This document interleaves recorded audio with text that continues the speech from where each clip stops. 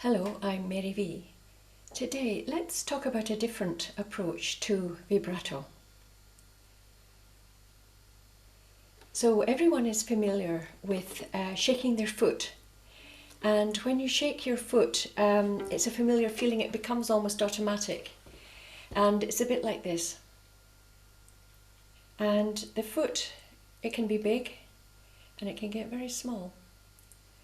And notice when the foot, this is my foot, when it's shaking, the wrist and the arm can't help shaking. So the ankle and the leg, the calf, can't help moving as well. It's impossible to make that movement without other parts moving as well. Try it yourself with your other hand, with your right hand, and start this shake that's almost like a tremble, and make it smaller and smaller and see if you can get it faster and faster. That's actually part of the way that vibrato works. So let's take that movement on the violin, but this time, in order to explore it, we put the violin straight on the base between the thumb and the first finger, like that. Right, rest it there. And that gives the hand the ability to do the same thing, which is like shaking the foot. Okay? So there we have it.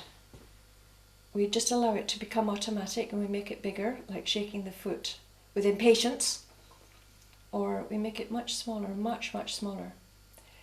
Now, as you do this, you will realize that the knuckles, the feeling in the knuckles is that it's almost as if the shake is coming from the knuckles. Okay, so keep doing it. Keep doing it. And if you want to rest your elbow on your hand even, that maybe frees it up even more. So keep doing this little tremble and start to notice what's happening here at this part of the hand, the base of the hand at the back. And you'll realize, if you keep going with this,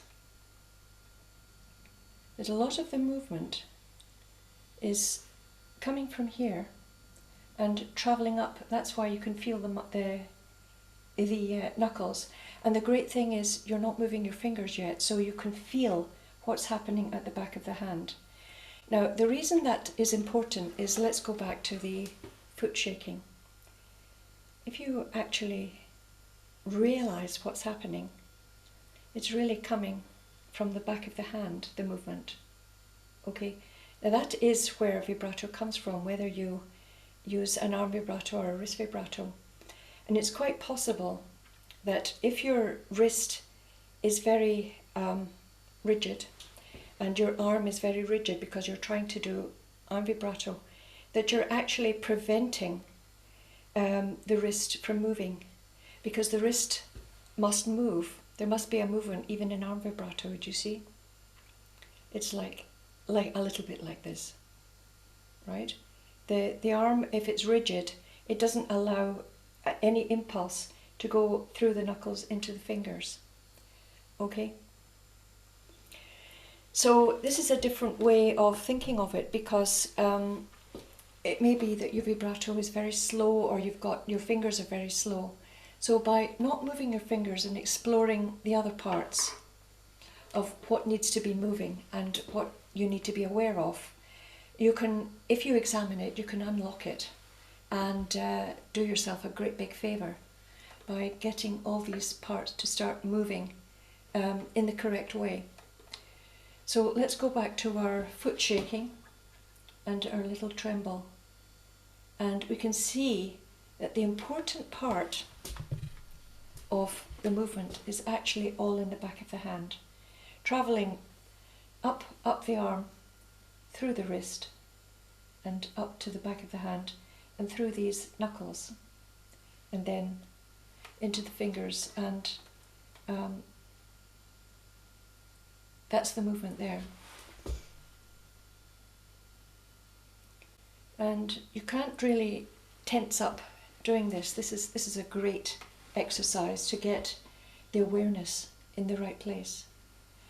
Now, there's another thing that this is a useful position to practice a couple of things, is to put the fingers down when they're sort of too high, when the violin is actually resting on this part here.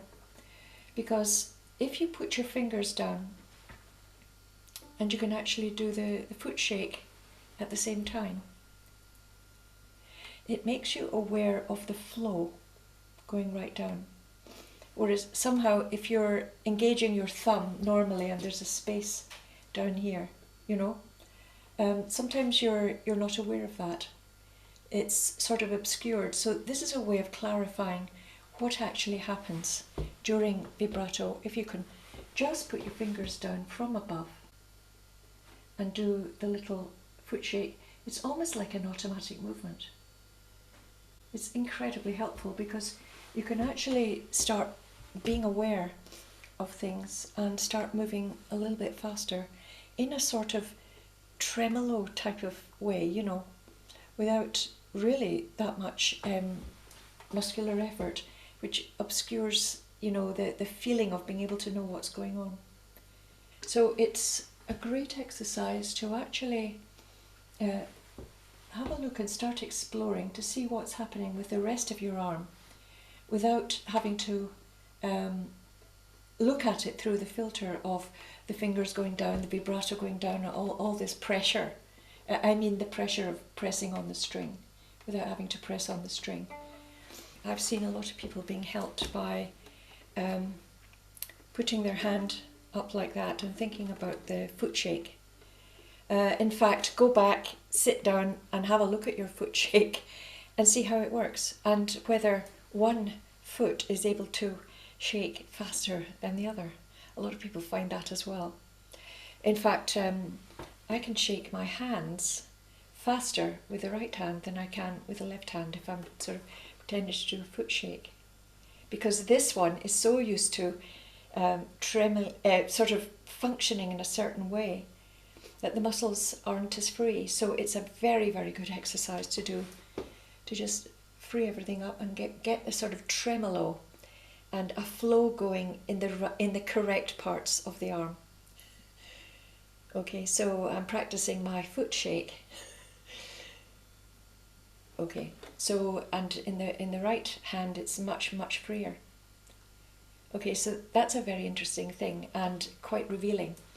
So if you have a look at that, you may make some discoveries that really help to unlock a beautiful vibrato, which is what we all want.